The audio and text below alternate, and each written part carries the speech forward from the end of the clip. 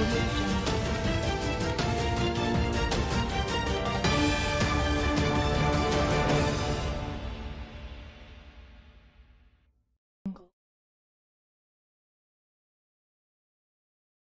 morning, Kenya. Rise and shine to the morning momentum, your daily dose of a comprehensive rundown of the top stories making the headlines. Today being the 17th day of June 2025. The morning momentum is a daily compendium of local and international news, human interest stories, current affairs, and expert opinion. Use the hashtag the morning momentum at Younib Media TV at Alphonce Albakwekwe. Let's take a look at the top stories making the headlines on the Daily Nation this morning on the front page. Murder twist, how Lagat fell. Now, Constable amends statement implicates bosses in Ojwang's police cell death. Is it end of the road? Now, Deputy Inspector General of Police Eliud Lagat finally yields to sustained public pressure and steps aside to allow for investigations into the killing of a teacher, blogger Albert Ojwang, in police custody. What started as a defamatory post on social media now threatens to end the career of the police force's second in command, while stoking anger over extrajudicial killing and President William Ruto's regime. That story is augmented for you on page 2, 3, 4, and 5 of the Daily Nation this morning. Also on page 7 this morning, it's Uhuru versus Gachagua in battle for Mount Kenya. Impeached DP's plot to lock out other political parties from the populous Mount Kenya region has triggered a fierce backlash, with his critics ganging up to front alternative political outfits. On page 10, dying for treatment, how SHA is killing kidney failure patients. SHA's new payment plan has turned what was once a manageable healthcare arrangement into a death sentence for thousands of vulnerable Kenyans. On page 8, state staffs learners with budget cuts to school feeding plan is the top story right there. And on page 18, Tehran residents to quote-unquote pay the price after attacks, Israel warns. Iranian missiles struck Israel's Tel Aviv and the port city of Haifa, killing at least 8 people and destroying homes. Now let's get up close and candid with the Nation on page 2. Fresh details on killing emerge as Lagat steps aside. DIG has been linked to Ojwang's killing by a police officer who was at the station. Sources reveal that Lagat decided to pave way for the investigations following a meeting with his boss, Mr. Kanja. Now, the decision by the Deputy Inspector General of Police, Eliud Lagat, to step aside over the death of a teacher, Albert Ojwang, was reached after a flurry of meetings involving top government officials, including President William Ruto, the Nation can reveal. Mr. Lagat, who has been under immense public pressure to resign over the death of the teacher in a cell at Central Police Station in Nairobi yesterday, announced that he was stepping aside to allow room for investigations. At a glance, here is what the officer said about killing. Police Constable James Mokwana has said he was directed to find people to teach Albert Ojwang, quote-unquote, a lesson for defaming the Deputy Inspector General of Police, Eliud Lagat. Mr. Mokwana stated that he received the order from Central Police Station boss Samson Talam, who had in turn been directed by Mr. Lagat. He added that Mr. Talam gave him 2,000 shillings to buy alcohol for the people who would beat up Ojwang. The beating turned tragic, causing national outrage, and Mr. Mukwana was the first officer to be arrested in the ongoing investigation. On page 3 this morning, Lagat backed procedure on Ojwang complaint. Now, due process, according to OCS, anyone making a complaint must do so at a police station and obtain an OB number. DCI officer says the arrest of Ojwang was carried out on the orders of Mr. Mohammed. You want to catch up with that story on page 3 of the Daily Nation this morning. Let's move on and take a look at page 4. OCS in Ojwang murder probe detained pending bond ruling. 4 suspects are to remain in police custody for 14 days as investigations continue. Mr. Talam is to remain in custody at Langata police station until tomorrow, when magistrate will make a ruling. You'll catch up with that on page 4. On page 5 this morning, Ruto Raila speak to Ojwang family as support pours in. Wanga says police stations turning into death scenes.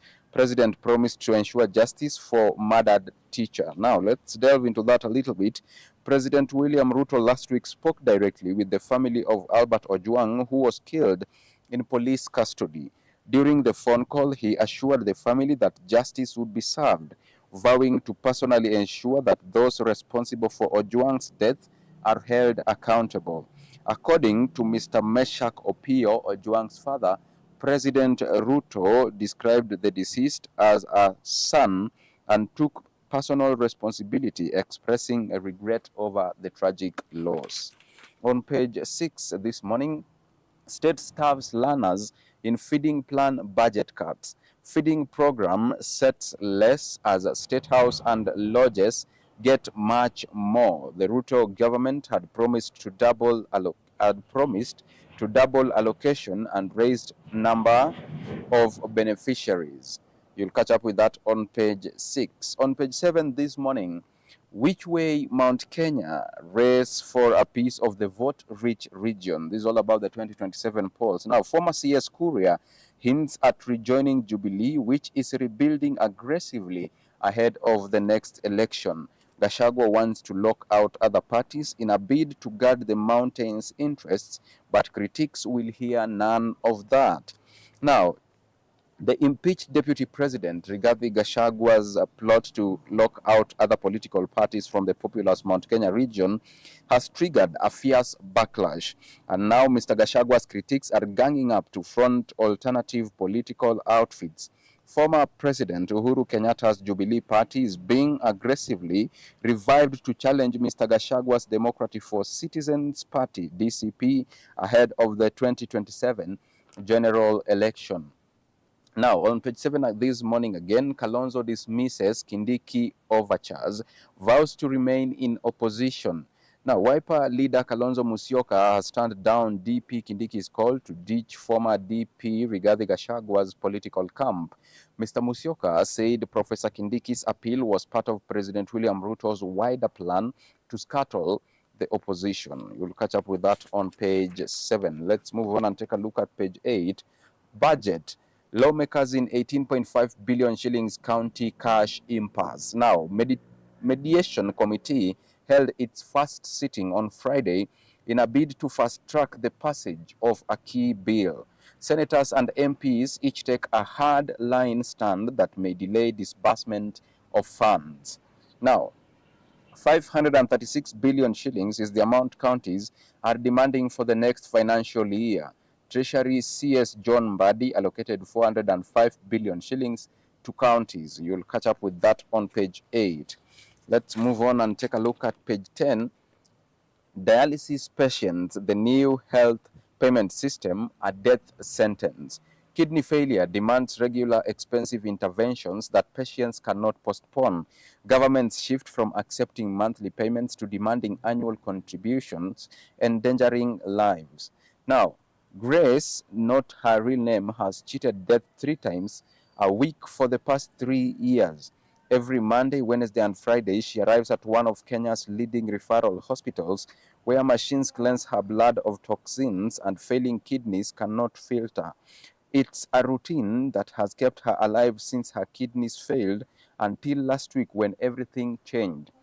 I quote, "They told me I must pay the full year upfront over 10,000 shillings before I can get dialysis again."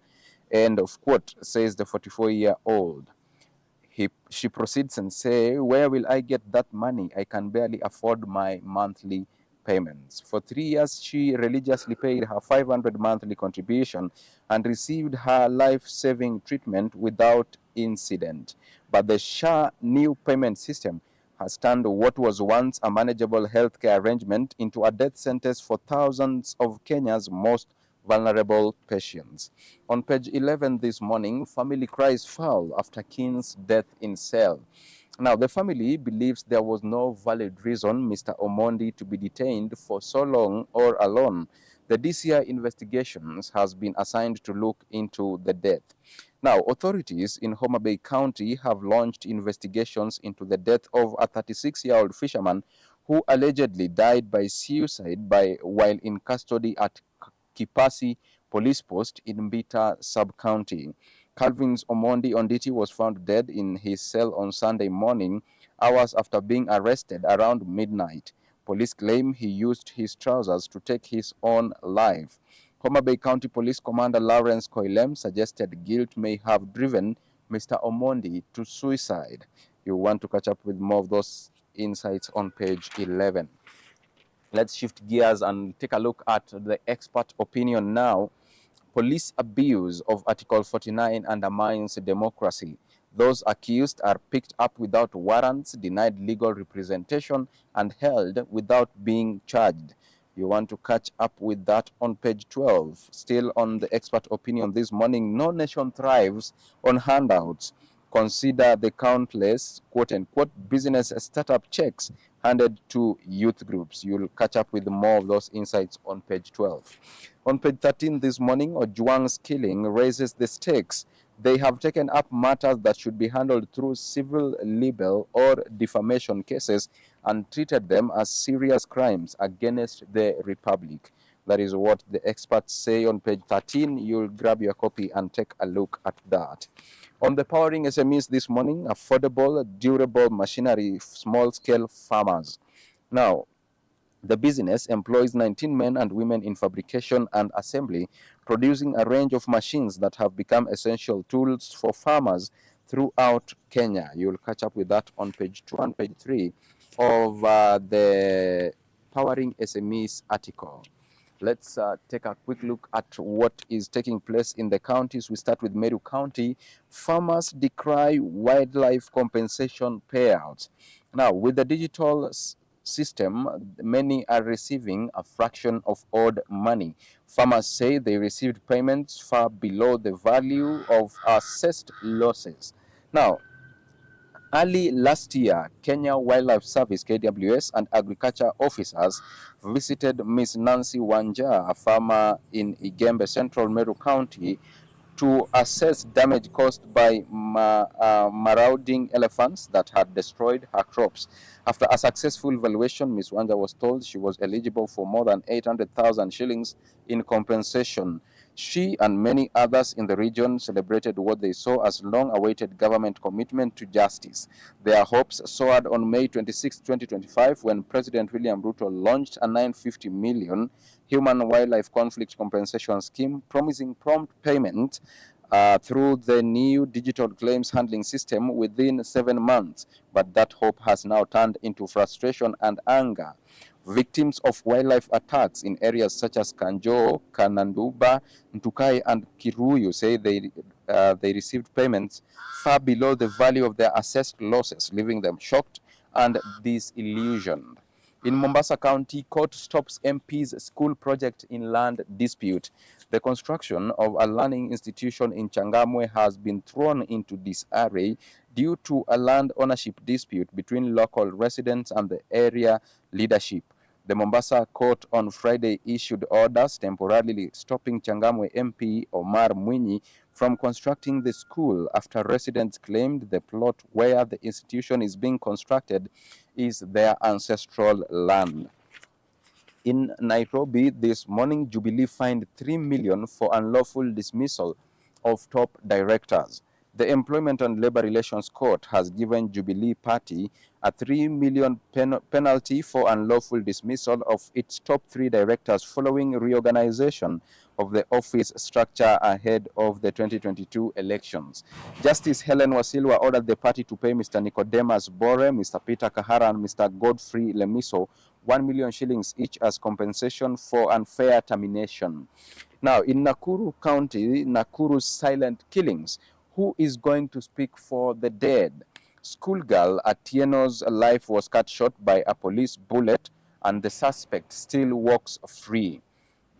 Now, back in the metropolitan again, dual carriageway to ease traffic on Enterprise Road. Perennial traffic snarl-ups will ease once expansion of Nairobi's Enterprise Road is completed. construction is underway at the Ruben Stage Bridge, where floods usually occur during every rainy season. Now, let's take a look at the international scene. Conflict. Israel says Tehran residents to pay price after attacks. Israel launched attacks targeting Iran's nuclear programs and military leaders. Iran has launched hundreds of missiles towards Israel, some of which have hit residential areas. That story is beefed up for you on page 18. Briefly, in Lusaka, Zambia, Lungu's family settles funeral row with the government. After days of uncertainty and negotiations, the funeral arrangements for Zambia's former president have been finalized. Edgar Lungu, who led Zambia from 2015 to 2021, died 11 days ago in South Africa, where he was receiving treatment for an undisclosed illness. According to his family, he had left instructions that his political rival and current president Hakainde Hichilema should not come anywhere near his body. But a spokesperson for the Lungu family confirmed that an agreement had been reached with the government that allowed for Hichilema to preside over a state funeral next Sunday. In New Delhi, Air India flight returns to Hong Kong after hitch. An Air India Boeing 7878 Dreamliner plane bound for New Delhi returned to its origin of Hong Kong shortly after takeoff on Monday as a precautionary measure following a suspected technical issue. Last week, an Air India flight to London using the same type of Boeing aircraft crashed in the western Indian city of Ahmedabad moments after taking off, killing 241 of the 242 people on board.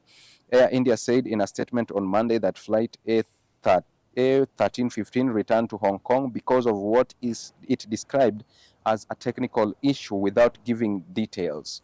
Now, also, war-weary Gazans share images of destruction in Israel.